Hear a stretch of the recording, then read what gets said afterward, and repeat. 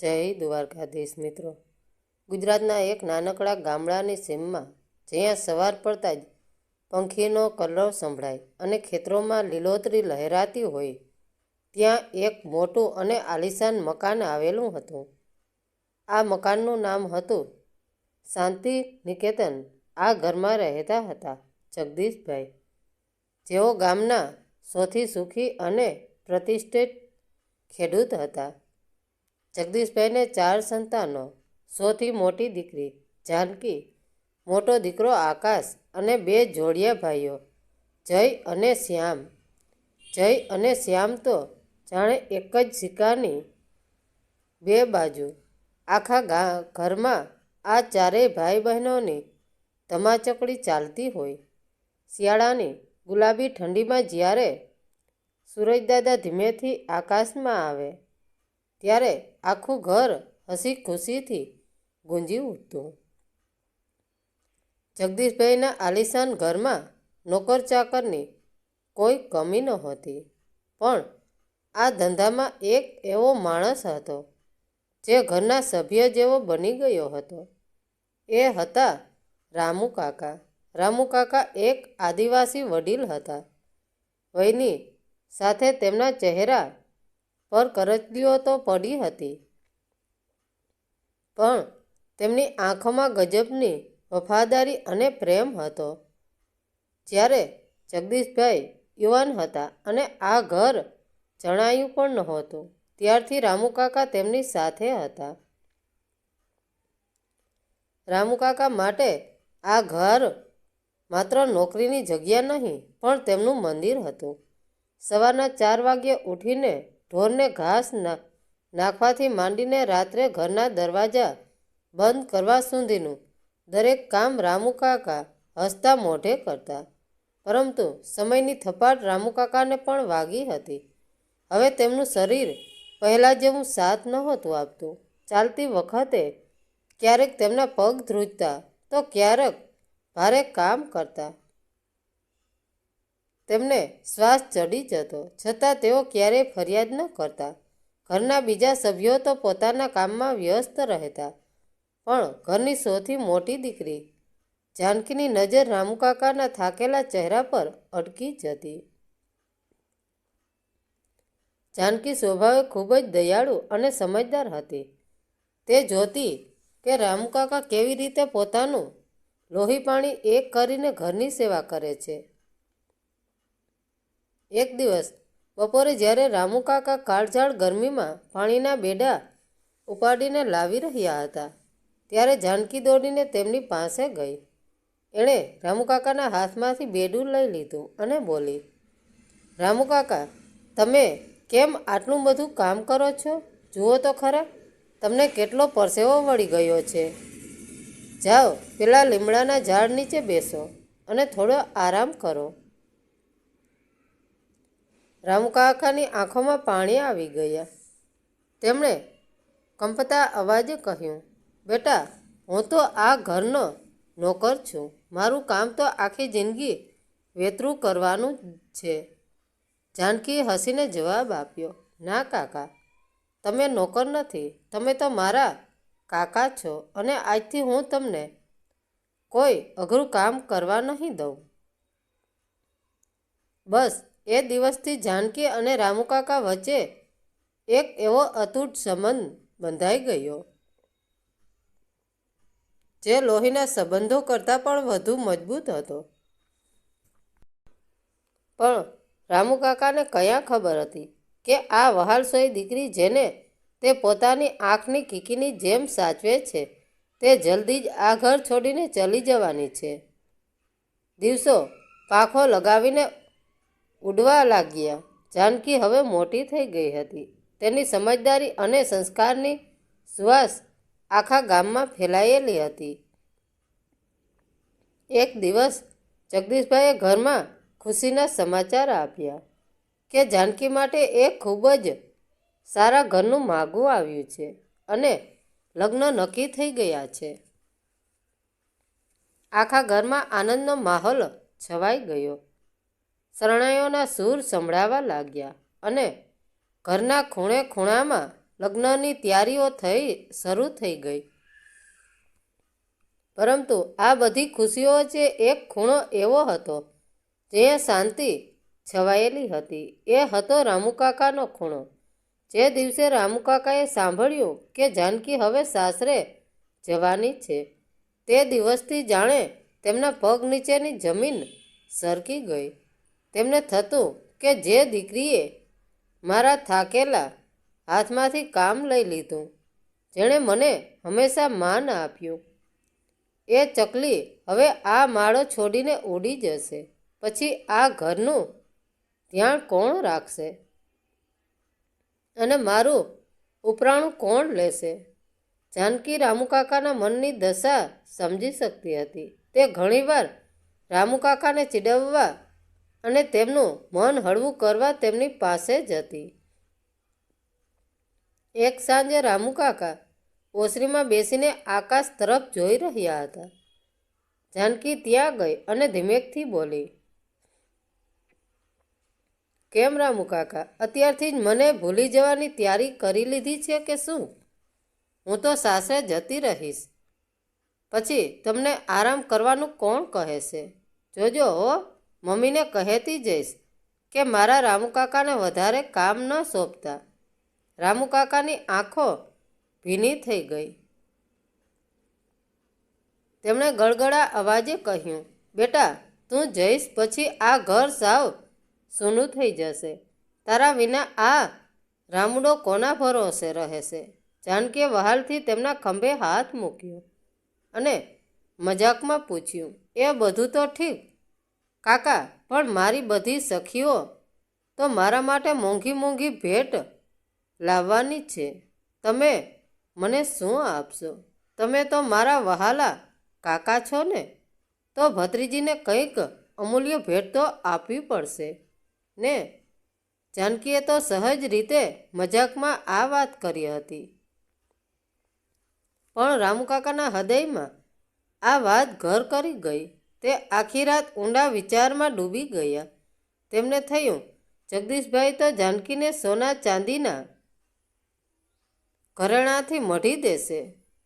તેના સાસરીવાળા પણ ખૂબ શ્રીમંત છે. મારા જેવી ગરીબ વ્યક્તિ આ રાજકુમારી જેવી દીકરીને શું આપી શકે?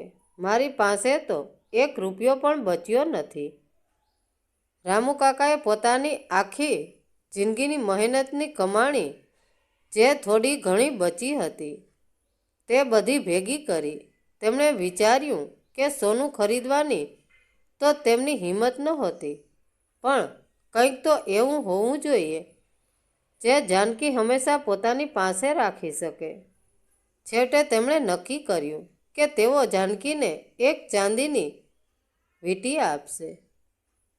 એવી વીંટી જે તેમના આદિવાસી સમાજમાં દીકરીઓને આશીર્વાદ રૂપે આપવામાં આવે છે.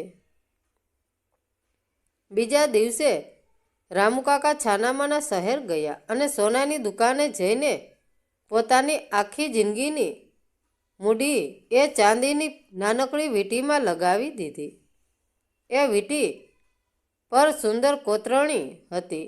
ભલે તે હીરા જેવી ચમકતી નહોતી, પણ તેમાં એક ગરીબ માણસના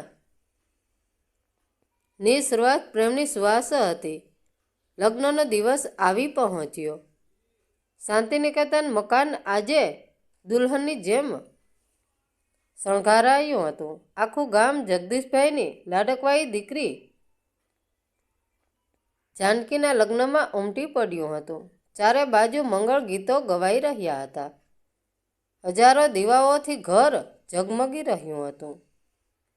રસોડામાં પકવાનની સુગંધ પ્રસરી રહી હતી, પણ આ ધામધૂમની વચ્ચે રામુકાકા ક્યાંય દેખાતા નહોતા. રામુકાકા આજે વહેલી સવારથી જ ગમાણમાં ઢોર પાસે બેસી રહ્યા હતા. તેમની આંખોમાં આજે જળજળિયા હતા. તેમને થતું હતું કે આજે મારી દીકરી પારકી થઈ હશે. હવે કાલથી કોણ મને કહે છે કે કાકા બહુ કામ ન કરો? તેમની પાસે પેલી નાનકડી ચાંદીની વીંટી એક મખમલના ટુકડામાં વીંટાયેલી પડી હતી. તેમને વારંવાર સંકોચ થતો હતો કે જ્યાં સોના હીરાના ઢગલા થવાના છે ત્યાં મારી આ સામાન્ય ચાંદીની વીંટી કોણ જોશે? જાનકી આટલી બધી ભેટોમાં મારી આ ગરીબની ભેટને કંયાક ભૂલી તો નહીં જાય ને? બીજી બાજુ જાનકી તૈયાર થઈ રહી હતી. તેને સોનાના હાર, હીરાની બંગડીઓ અને કિંમતી વસ્ત્રો પહેરવામાં આવ્યા હતા. તેના પિતા જગદીશભાઈએ ખરેખર તેને સોને મઢી દીધી હતી. સગા સંબંધીઓ અને તેની સખીઓ એકથી એક ચડિયાતી ભેટો લાવી રહી હતી. કોઈ સોનાની ચેન લાવ્યું તો કોઈ મોંઘા ડ્રેસ. જાનકી બધું જ શ્રીમત સાથે સ્વીકારતી હતી, પણ તેની નજર સતત દરવાજા તરફ હતી. તે કોઈને શોધી રહી હતી. જાનકીએ તેની નાની બહેનને પૂછ્યું, રામુકાકા ક્યાં છે? સવારથી કેમ દેખાયા નથી? બહેને જવાબ આપ્યો, ખબર નહીં દીદી, કદાચ ગમાણમાં કામ કરતા હશે. જાનકીને ચેન નહોતું પડતું. છેવટે મંડપમાં જવાનો સમય થયો. જાનકી જ્યારે દુલ્હનના વેશમાં મંડપ તરફ જતી હતી ત્યારે તેની નજર દૂર ઊભેલા રામુકાકા પર પડી. રામુકાકા એક થાંભલા પાછળ છુપાઈને જોઈ રહ્યા હતા કે તેમની દીકરી કેવી સુંદર લાગી રહી છે. તેમની આંખોમાંથી હર્ષ અને શોક બંનેના આંસુ વહી રહ્યા હતા. જાનકીએ પોતાની મમ્મીને કહ્યું, મારે પહેલાં રામુકાકા પાસે જવું છે. મમ્મીએ કહ્યું, બેટા, અત્યારે મંડપમાં જવાનો સમય થઈ ગયો છે, મોડું થશે.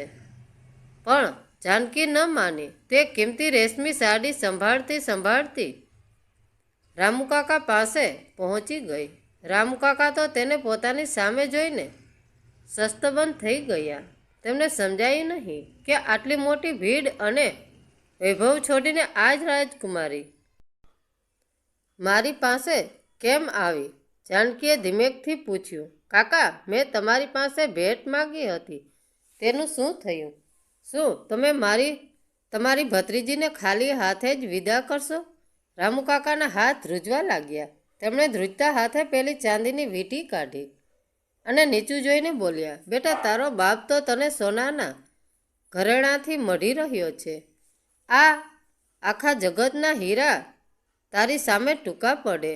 હું તો એક ગરીબ માણસ છું.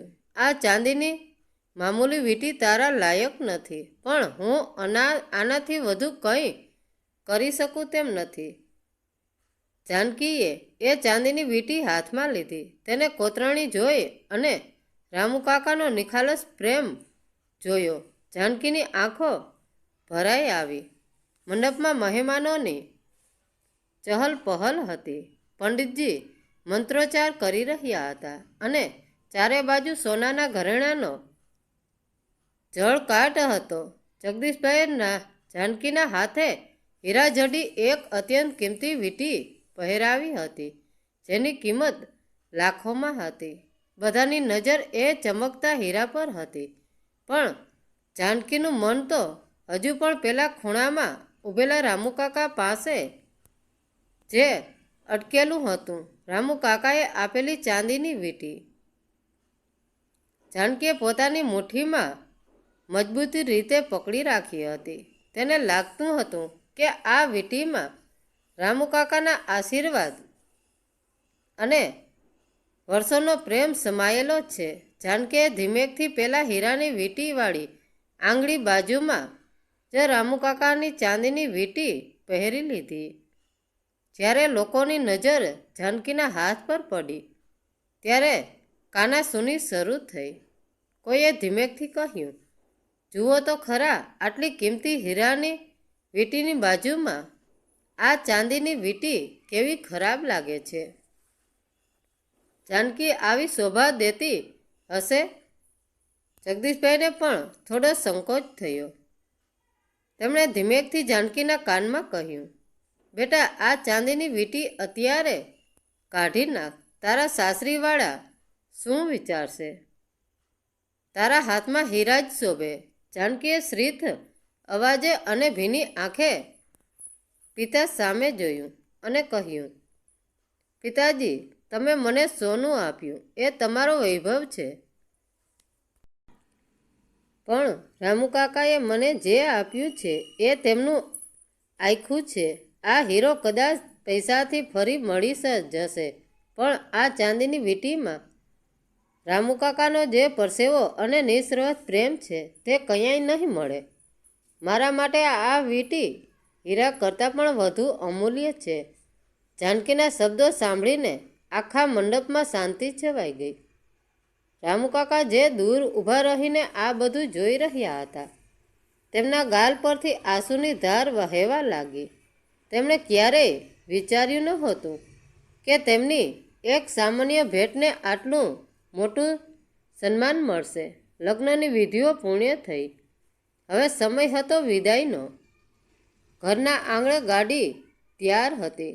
જાનકી પોતાના પિતા, માતા અને ભાઈઓને મળીને ખૂબ રડી, પણ જ્યારે રામુકાકાની વારી આવી ત્યારે જાનકી ગાડીમાં બેસવાને બદલે દોડીને રામુકાકાને વળગી પડી. એક જમીનદારની દીકરી અને એક ગરીબ નોકરનો આ મિલાપ જોઈને ત્યાં હાજર રહેલા દરેક વ્યક્તિની આંખમાં આંસુ આવી ગયા. જાનકીએ ગદગદ કંઠે કહ્યું, કાકા, આ વીંટી મારા હાથમાં નહીં, મારા હૃદયમાં રહેશે. જ્યારે પણ મને આ ઘરની યાદ આવશે ત્યારે હું આ વીંટીને જોઈ લઈશ. તમે પોતાનું ધ્યાન રાખજો. ઓ રામુકાકાના મોઢામાંથી શબ્દો નહોતા નીકળી રહ્યા. તેઓ બસ ધ્રુજતા હાથે જાનકીના માથા પર આશીર્વાદ આપી રહ્યા હતા. સમય કોઈની રાહ જોતું નથી. વર્ષો વીતતા ગયા. જાનકી પોતાના સાસરે સુખી હતી, પણ તેના પિતાનું ઘર હવે પહેલાં જેવું ગુંજતું નહોતું. જગદીશભાઈ હવે વૃદ્ધ થયા હતા અને રામુકાકા પણ પથારી વશ હતા. રામુકાકાની ઉંમર હવે જવાબ આપી રહી હતી, પણ તેમની આંખો હજુ પણ દરવાજા તરફ ટકેલી રહેતી. તેમને ખાતરી હતી કે તેમની દીકરી એકવાર તો તેમને મળવા ચોક્કસ આવશે. એક દિવસ અચાનક ગામમાં પાદરે એક ગાડી આવીને ઊભી રહી. એ જાનકી હતી. તે પોતાના સંતાનો સાથે પિયર આવી હતી. ઘરમાં પગ મૂકતા જ તેની નજર રામુકાકાના ઓરડા તરફ ગઈ. તેને સમાચાર મળ્યા કે રામુકાકાની તબિયત ખૂબ જ નાજુક છે. જાનકી સામાન મૂક્યા વગર સીધી રામુકાકા પાસે દોડી ગઈ. રામુકાકાએ જ્યારે ઝાંખી આંખે જાનકીને જોઈ ત્યારે તેમના ચહેરા પર એક તેજ આવી ગયું. જાનકીએ તેમનો કરચલીવાળો હાથ પોતાના હાથમાં લીધો. આજે પણ જાનકીની આંગળીમાં પેલી કાળી પડી ગયેલી ચાંદીની વીંટી ચમકતી હતી. હીરાની વીંટી કદાચ કબાટમાં ક્યાંક પડી હશે, પણ રામુકાકાની પ્રેમની ભેટ હજુ પણ તેની આંગળીની શોભા વધારતી હતી. રામુકાકાએ ધીમેકથી વીંટી તરફ જોયું અને મલકાઈને બોલ્યા, બેટા, તે હજુ પણ આ ચાંદીની વીંટી સાચવી રાખી છે? આટલા વર્ષો સુધી જાનકીએ આંસુ લૂછતા કહ્યું, કાકા, આ વીંટી નથી, આ તો તમારો આત્મા છે. આ વીંટીએ મને હંમેશા યાદ અપાવ્યું છે કે સંબંધોની કિંમત સોનાથી નહીં પણ સ્નેહથી મપાય છે. રામુકાકાના ચહેરા પર એક સંતોષનું શ્રીમત આવ્યું અને તેમણે હળવેકથી પોતાની આંખો મીચી દીધી. તે એક શાંત અને અમર નિંદ્રામાં પોઢી ગયા. આ વાર્તા આપણને શીખવે છે કે ભેટની કિંમત બજારના ભાવથી નહીં પણ આપનારના ભાવથી મપાય છે. પ્રેમ અને વફાદારી દુનિયાની કોઈ પણ મોંઘી વસ્તુ કરતાં વધુ અમૂલ્ય છે. મિત્રો, વાર્તા કેવી લાગી? સારી લાગી હોય તો કોમેન્ટ કરીને જરૂર જણાવજો. ધન્યવાદ મિત્રો. રાધે રાધે.